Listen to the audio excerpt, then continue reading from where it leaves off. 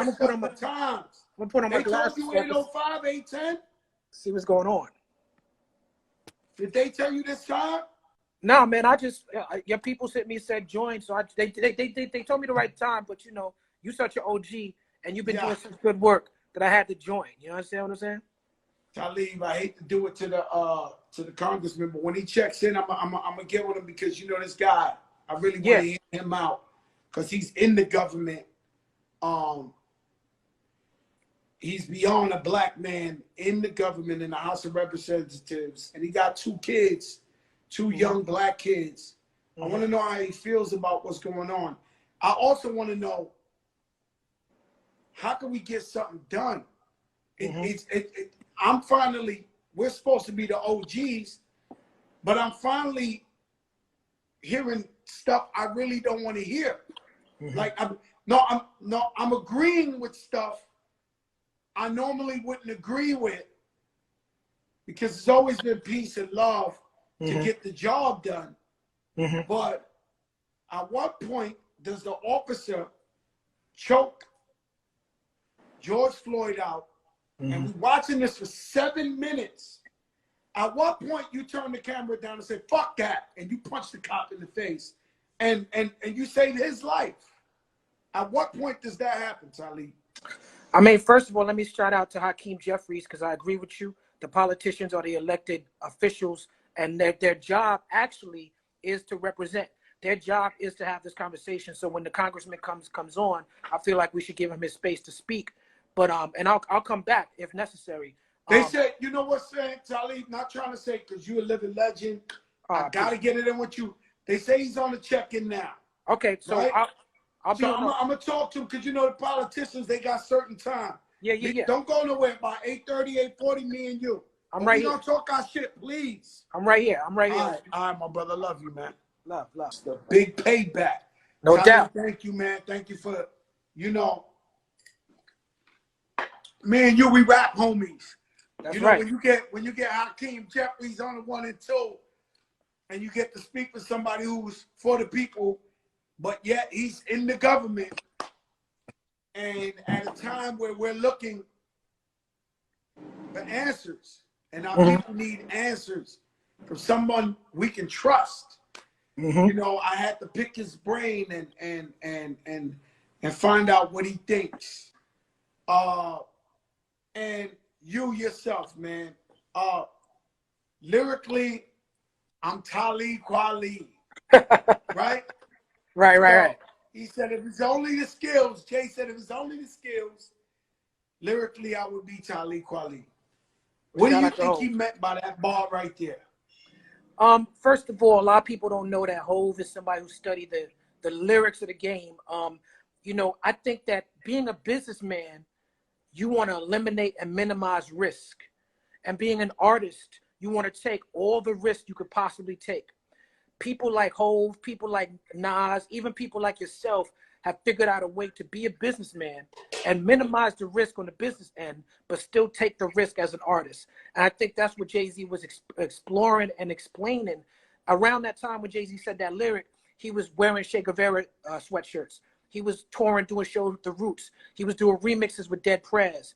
He was letting people know, and I think Jay-Z is Secret 5%er, by the way. You know what I'm saying? He was letting people know that the people I look to for inspiration are the real lyricists. And it was a huge compliment to myself and a comment from one of the best in the game. And I appreciated them flowers when he gave them. Yeah, because he definitely gave you them flowers. And I agree. I think he said, yo, I got to get that paper. You know, Jay-Z's a capitalist. Yes. You know, so he's like, yo, I got to get that paper. But let me tell you something. If I would be my true self, my natural self, and wouldn't think about the paper, lyrically, I'd be Talib Kweli. Well, it's interesting because now you see Jay-Z with the headbands and the dreads, and he looked like how I used to look in high school. You know what I'm saying? Because I used to rock that same style. So I feel like when Jay-Z became a billionaire, he didn't have to risk no more. He could go to fuck no more. Now he's rapping over Nina Simone. Yeah, he rapping over Nina Simone samples and everything, just like me. You know what I'm saying? So I appreciate that. It was a huge compliment, and I think he tied the game together. I think Kanye before him with the Louis Vuitton backpack thing you know what I'm saying, and working with me and working with Rockefeller, working with Rawkus and Rockefeller at the same time. Jay-Z has always been a leader in our culture. He's always been a trendsetter, and you know, shout out to him for that.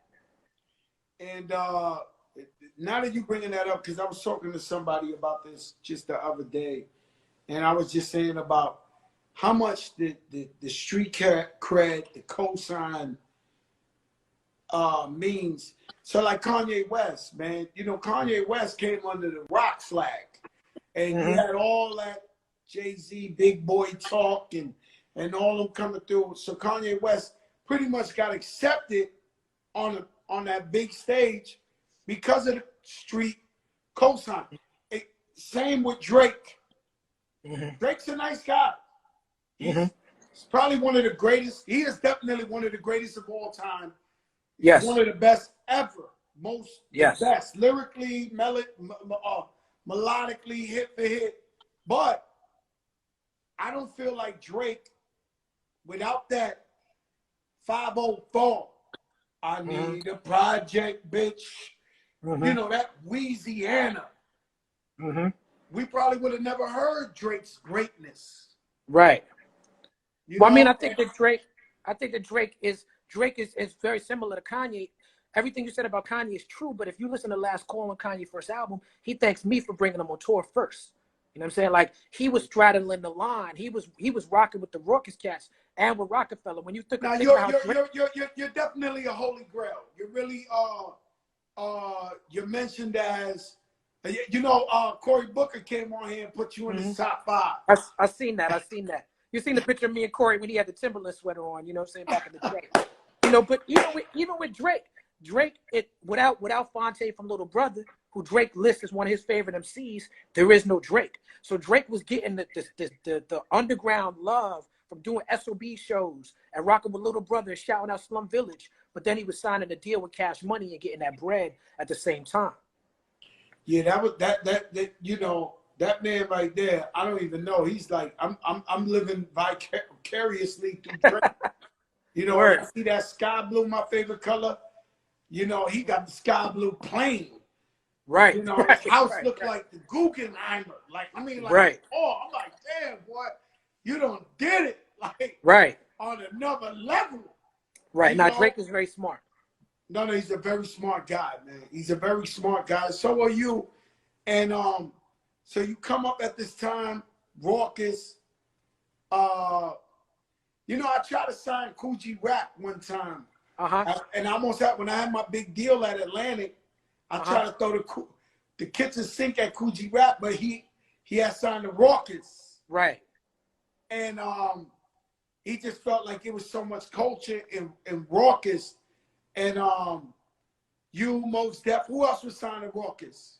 Farrell Monch, Smith and Wesson, they was the Cocoa Brothers at the time. But I think, you know what, shout out to Rawkus, Jared, and Brian. They did a good job on me. I feel like you would have did a better job with G-Rap at Terror Squad. You know what I'm saying? Oh, no, because there's only, with no disrespect to Coogee Rap, he was Big Pun's favorite rapper. One of my favorite rappers, but he was Pun's favorite rapper. Pun, yeah, I can hear the influence. G-Rap and Big Daddy Kane. Pun and Black Thought sound like the offshoot of G-Rap and Kane. So it's like, you know, G-Rap, my brother, he on my first album. But I definitely would have picked out the hot beats for G-Rap. There's some artists that's the most lyrical, the greatest of all time. But they didn't really have that ear for the beats. So if I would have locked in the studio with G-Rap and would have been like, yo, G, kill this shit, we could have really did something. I did. Yeah, Rawkus was pushing Jagged Edge record. Huh? I said Rawkus was pushing that Jagged Edge G-Rap record, which was a good record, but that's not what the people wanted at the time. Nah, you know, we come from a cloth. You know, I did sign Primo. Nobody knows that I had signed Primo to an album deal, and he had his own masters. I threw him the big bag. You know, I was taking care of everybody. These guys was throwing the bag. I'm making sure the real ones get that bag. You know what I'm saying? Right. But DJ Premier, you know, I call him the definition of hip hop. The definition. So if there was like a dictionary, you know, or a logo for hip hop, I would call Primo. I would make him the Jerry West of hip hop. Right, right. Yeah, I mean, shout out to Primo. I'm on that last Gangster album. You know, Love that album. That was an honor for me. You know, Primo's like my big brother. Me and him favor each other. I call him the fat Kweli. You know what I'm saying? So shout out to Premier. Yo, Primo and me, I know Primo since before I rapped. So right. He used to come around with Showbiz and Finesse, and you know, yeah. so and, Joe, I've heard the stories about you, bro. I know how far back you go with Diamond and Finesse and Primo and them back in the days. You know what I'm saying? Yeah. That's you know, I was born into DITC. You know what I'm right, saying? Diamond. You know, me and Diamond got an album we working on. I might need a verse from you. You know what I'm saying? But you know, Diamond said he's watched you do the Electric Boogie. You know what I'm saying? I spoke to him today. That's crazy. Diamond hit me today. That's my brother. But I know a thing or two about the underground. You know what I'm saying? Being with DITC and still my brothers. Never had an argument with none of them. Still rock with them 1,000,000%. OC, AG, Show, Diamond, Big L, rest in peace. Rest in peace, Big L. And so that's my crew. That's my original crew. And then I wanted to do the Terror Squad thing and just be an entrepreneur. You know what I'm saying? So I saw what Puff had did with Biggie, and I was like, yo, I want to do that with Pun. And I want to have my own crew. And then we brought Remy on. And it's almost the same thing like with Khaled. Like we started Khaled, but Khaled went on, and now you got We the Best. Yeah. You know what I'm saying? So, you know, I appreciate everything Khaled's doing out there right now. What you been up to with this Corona, man? I mean, you see where I'm at right now. I've been in this rented Airbnb. I call it the Kweli Trap House. You know what I'm saying? Like, I've been doing little DJ sets. I've been really enjoying, you know, I DJ a lot, but DJing on Instagram is a different thing because they locked in a different way. When you DJing at the clubs, they want to hear the new hot trendy verse, the new hot trendy record. Everybody's drunk, everybody having a good time. But when you DJing online, you can do a deep dive because you have their ear in a different way. And I just got to shout you out, brother, because, you know, your name comes up in my conversations a lot. You know, from my show People's Party, your name comes up as a good storyteller and as somebody who's been down with the culture. But, you know, a couple weeks ago on Chris Lighty birthday, I did a deep dive DJ tribute to Chris Lighty. And I already know your catalog is deep, brother, but what you did for Violator and how you represented for Violator and like you shouting Chris Lighty out and him being an integral part of your career from day one until the day of his demise, people really, really sleep on your contribution to hip hop. When I first came in the game and I was doing activist work and going to little activist events, you was there, brother. And people know Fat Joe the Gangster. People know Fat Joe from Lean Back. People know Fat Joe for Terror Squad, Fat Joe from DITC. But when you put it all together, you know what I'm saying? Like, it paints a picture of a Puerto Rican dude from the Bronx, New York. It doesn't get more hip hop than that. And people talk about Black and Brown. People talk about Fat Joe. You know, like people like you was talking to Hakeem Jeffries earlier about how we need to treat it like a coalition. You've been representing that from day one with Terror Squad, with Pun, and the way that you represent the people. And I just gotta salute you and appreciate you, brother. Like, as an artist, you've grown so much. The Fat Joe of Flo Joe is different from the Fat Joe of today. You know what I'm saying? And people attribute your growth lyrically as an artist to you getting with Pun, but real MCs know it was before Pun.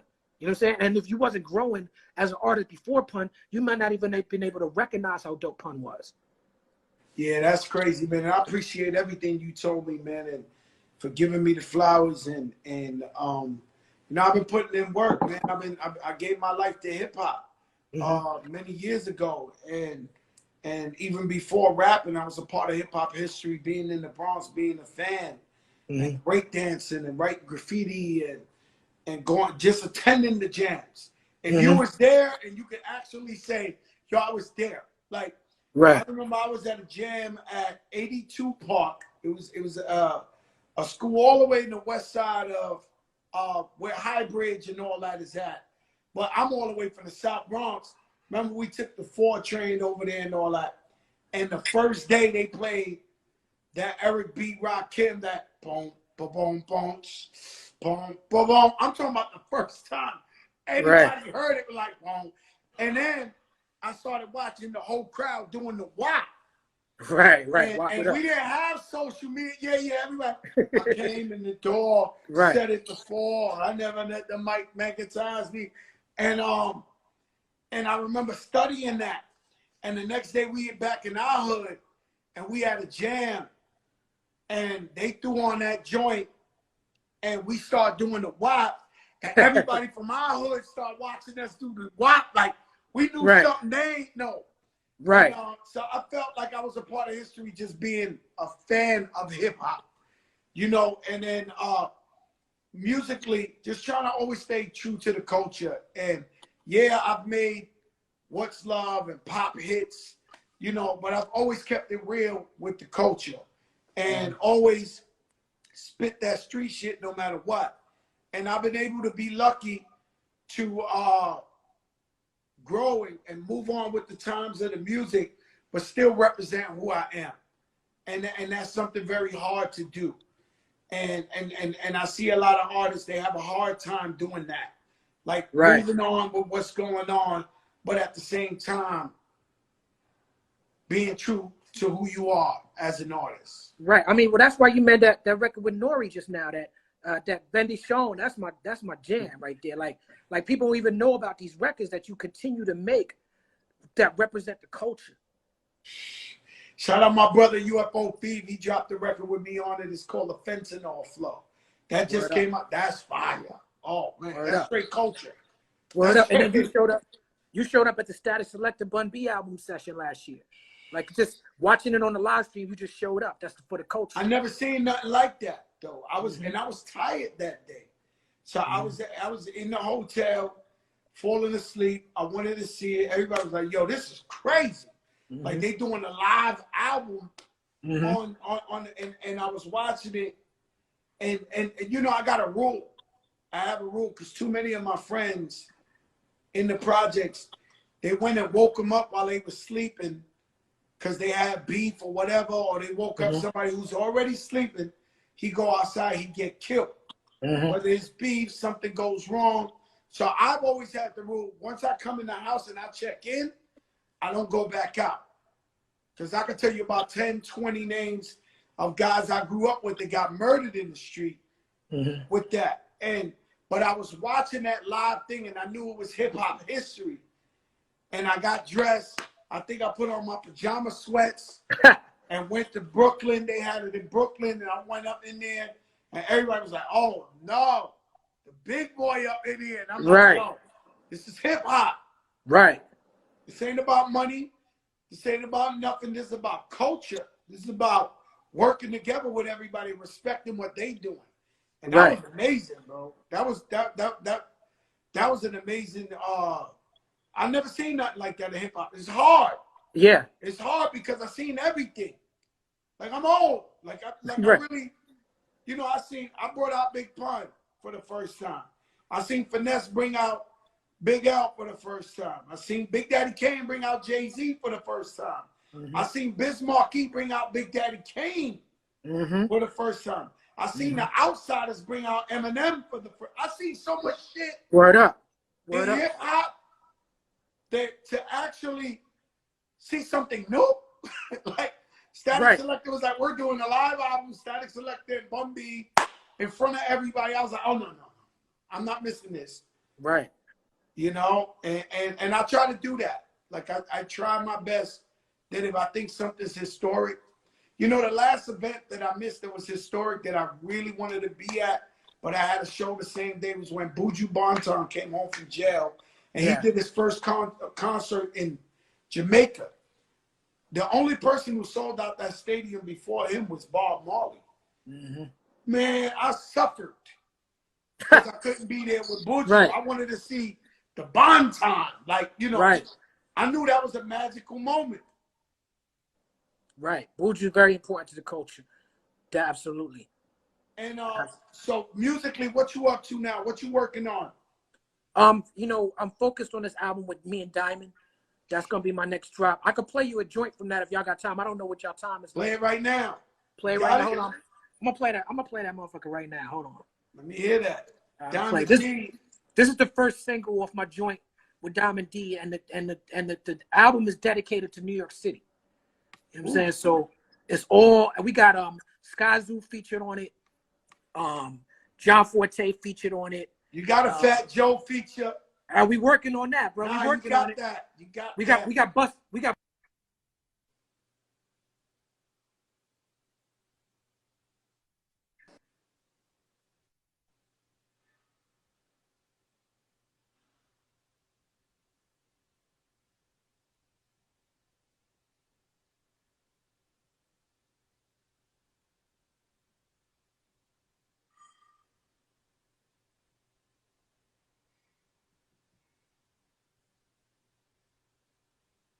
Talib froze up.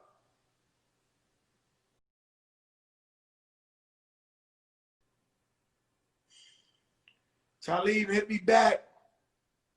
Only on the Fat Joe show. Y'all Rich, you crazy. Yo, listen, guys.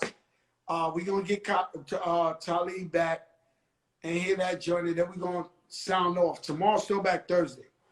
Last week we had Albie Shaw, 112, Keith Sweat. We had Webster.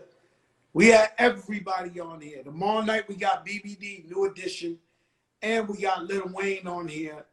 And I'm trying to bring Webster back. So Throwback Thursday is more like a 2-hour. Is that more like a 2-hour thing? Yo, Mom, could you give me one more glass of Ciroc, please? And I like how you hooked me up with the watermelons in it and all that. You know what I'm saying? I like that. I like that. Shout out to Ciroc in the building. Legendary. There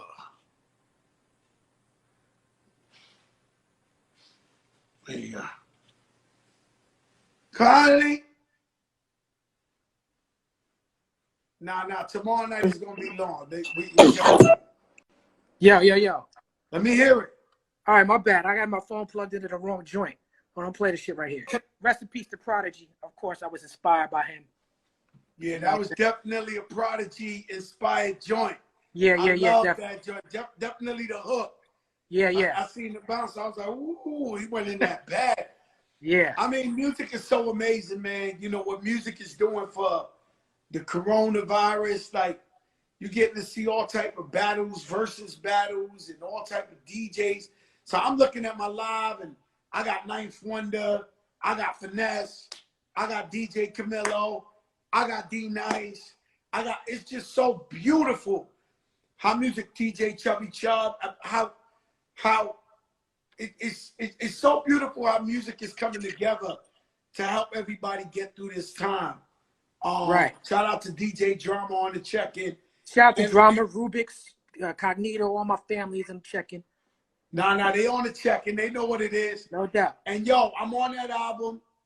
Let's do it. Talk to Diamond. You know, Diamond I say the word saved my life, and people get mad at me. They'll come on Twitter. Yo, everybody saved your life, but they saved my life. You know, I was out in the street hustling, doing the craziest shit. And Diamond was the one who convinced me, yo, Joe, why don't you put your life on the music? And then at that, I was getting money, and he still took me to the studio and paid for the studio time. Right. As a brother, as a friend. Right. To make sure I stayed, you know, I changed my life and went legit. And so that's why I say Diamond saved my life, man. Hey, yo, Talib, I love you, brother. Thank you for coming through. Love is love. I want to say something. Uh-huh. I want to say something real quick, because just on the political tip, because shout out to Hakeem Jeffries. You know what I'm saying? I just want to say that a lot of the comments were asking, when you asked them the question about the solution, a lot of the comments were like, what's the solution? What's the solution? People looking to artists, looking to politicians for leadership. We are not your leaders like that. You have to be the leaders for your community. The politicians work for you.